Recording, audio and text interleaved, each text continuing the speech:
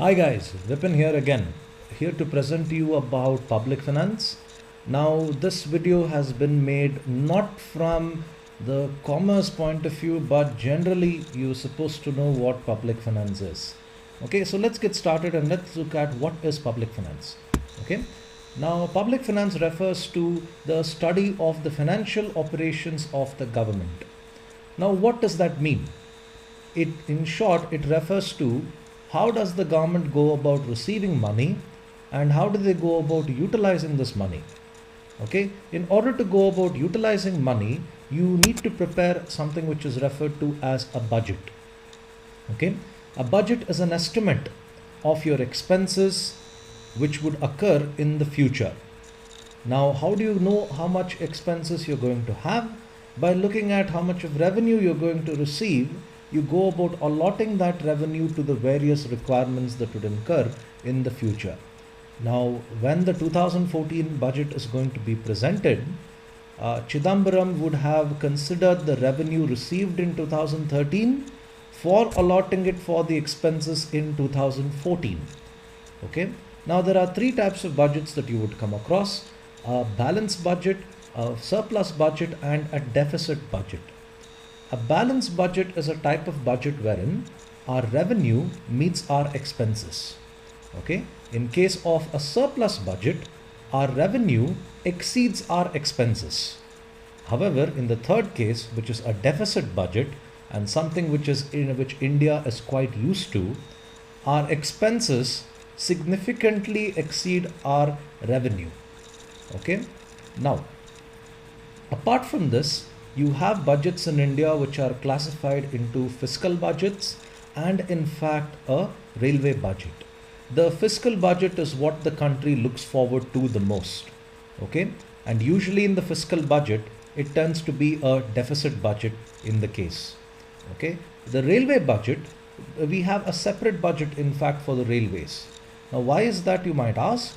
It's because when the railways were introduced by the British in this country, the railways as an institution were so vast. Not only then, they continue to be so vast even today. You need to have a separate budget just because of the vastness of that institution. Okay. Now, this is something which I found a little interesting because I'm very curious and very anxious to see how Chidambaram is going to present the budget in 2014. Okay, the reason being 2013 was a pretty bad year for India. One big reason for that would be the dollar and rupee fluctuations. In fact, the highest the dollar versus rupee was, $1 was equal to rupees 68.69. So in other words, the situation was quite bad in India. Now don't giggle just because I said 69. Okay, let's look forward to the 2014 budget by Chidambaram. Now, where does the government actually go about receiving revenue? Okay, one major source of revenue for the government are taxes. Let's look at direct taxes now. Direct taxes, the first category you have there is income tax. Now, income tax is a tax that is levied on the salary of an individual. Okay, I'll focus just on the salary of an individual because it makes it easy. Now, if I were to earn a salary of 2 lakh rupees per annum, I would not be charged any income tax at all. The reason being 2 lakh rupees is the minimum exemption limit for income tax. If I were to be earning say 2,50,000, I would have to pay a balance of 50,000 rupees, 10% of 50,000 rupees as my income tax value. Okay, now the maximum that you can pay in income tax is about 30%. However, there is a proposal by the government for high salaried individuals, people who are earning more than rupees 1 crore. Okay, they could go about in fact being taxed at 35% on their income. So cricketers and actors, beware. You could in fact be paying a lot more taxes than what you are right now. Okay, the 30% slab could in fact go up to 35% is what they're proposing.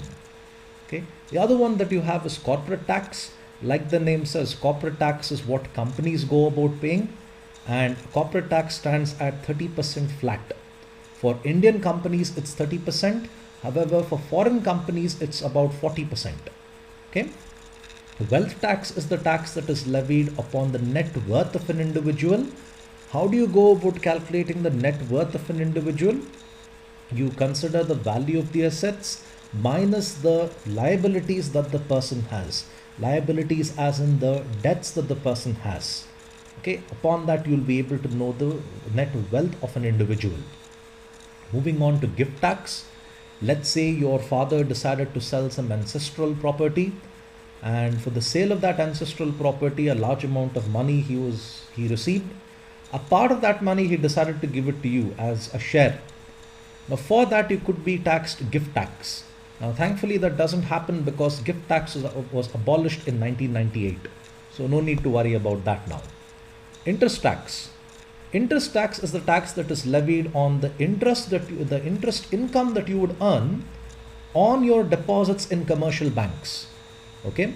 Now what is the limit of income tax? What is the limit of interest tax, you might ask? If your interest income exceeds rupees 10,000 in a year, okay, if your interest income exceeds rupees 10,000 in a year, then you could be taxed interest tax. Okay. What about indirect taxes? Now let me first tell you what indirect taxes are. Okay. Now indirect taxes are a type of tax wherein you are paying it indirectly. I know that sounds very vague, but let me try to make this clear. Okay. One commodity which we've all paid indirect tax for is petrol. Petrol has a very, very high rate of sales tax which is levied upon. Okay. This is one of the reasons why the sales tax, the petrol prices in different states are having a huge difference. Karnataka is one of those places where the taxes on fuel is extremely high. Now, the oil companies, or here in this case the dealers, are supposed to be paying the sales tax. But rather than them paying the sales tax, they go about receiving that money from you, and they eventually use that money and pay to the state government in this case. Okay. Now, that's what you would refer to as sales tax. Sales tax is also one of the reasons why even automobile prices are different in different states. If you've gone through Overdrive magazine or Autocar, you would have noticed that they would have mentioned X showroom, it's say 5 lakh rupees. However, X Chennai showroom is around say 5,20,000 rupees. You would find a mild difference in prices, and the reason for that is because of the local taxes. Here in this case, it would be the sales tax. Then you have service taxes. Service taxes are uniform for the entire country. It stands at 12.36%. Okay. Service taxes were not present for certain services, like for example, if you're running a salon, you need not charge your customer service tax. But thanks to the recent amendments, even salon services have been categorized as a service for which you need to go about paying service tax. Even fashion designers, in fact, the services they're rendered also, they need to go about paying service tax for this. Okay. Then you have excise. Excise is a tax that is levied on manufacturing products. Now, what products here? Everything. Even if you have bought a 5 rupees ballpoint pen, within that 5 rupees amount that you have paid, you have in fact contributed to the excise revenue of the Karnataka government. Okay, excise depends on every state. A good example here to tell you what excise is and how McDonald's was cleverly avoiding this was when McDonald's argued, when they had a case from the excise department of Maharashtra saying that soft serve is not ice cream, so we will not pay the taxes of 16% on the product value. However, the excise department took the case to the Supreme Court, and Supreme Court squashed the argument of McDonald's. The Supreme Court said soft serve and ice cream are not independent products, they are in fact the same. McDonald's, however, argued saying Ice cream contains 10% milk fat. However, our product in fact contains just 5% milk fat. It's a little ironic when you hear McDonald's serve something which is in fact low on fat. Not often do you come across something like that. Okay. The Supreme Court, however, said we can't really consider the argument of McDonald's because it's a little too vague. According to the Supreme Court, and in fact a rational and a sane person like me, calling ice cream as a soft serve doesn't magically change the product to something different. Now McDonald's needs to pay that 16% excise duty on every soft serve that is sold. So yes, even ice cream has got excise duty levied on it. Okay. Customs duties. Customs duties are present for both exporting of goods and in fact importing of goods. For exports there is export duty, for imports there is import duty. Import duties are extremely high. They range anywhere between 15%, to upwards of 100%. In case you are importing luxury automobiles, the import duties on that exceeds more than 100% on the product. Okay. Now these are in fact the different sources of indirect tax. The other sources of revenue for the government, a good example for this would be the sale of spectrum, 2G, 3G and 4G spectrum. Now I'll do a different video, a detailed video on what exactly spectrum is. That's a very, very interesting concept. In fact, the Telecom Regulatory Authority of India has earned thousands of crores by the sale of this spectrum. The other sources of revenue, there was even a recent scam on this, the Colgate scam as they call it, nothing to do with the toothpaste. It's merely the allocation of coal mines, coal blocks as they call it. That also is a very, very vital source of revenue for the government. The railway services, the post office services, all that as well adds to the revenue of the government. Okay, moving on. So VAT. What is VAT? Value added tax. Value added tax is going to change in the upcoming days to goods and services tax. But before that happens, let me try and tell you what is the meaning of value added in the first place. Okay, so what does it mean when you say value added or just adding value to a product? Now some products cannot be used in its raw form. They need to be altered through a manufacturing process, and then you could go about using the product.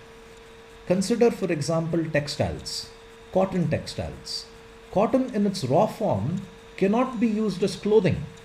You need to clean the fabric, you need to clean cotton, you need to bleach it, you need to go about coloring it, you need to go about weaving it, you need to add patterns if you require, and then finally you can actually go about considering it as a t-shirt or as a pair of denim Until you do that, it's nothing but just raw cotton.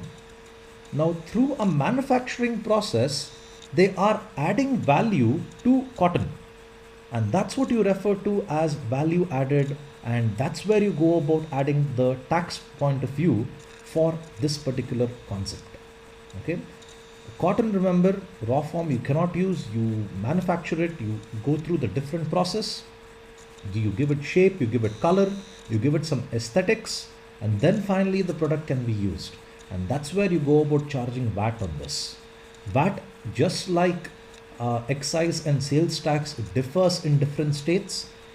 In recent days, our former Chief Minister Jagdish Shettar has increased the VAT by 0.5%. So some products you go about paying 5.5%, while other products you go about paying 14.5% as the value added tax on this. Okay. Now there are some more topics on this: public expenditure and public debt. I will do this in another video. Thank you for your time. Have a nice day. I hope this video was helpful.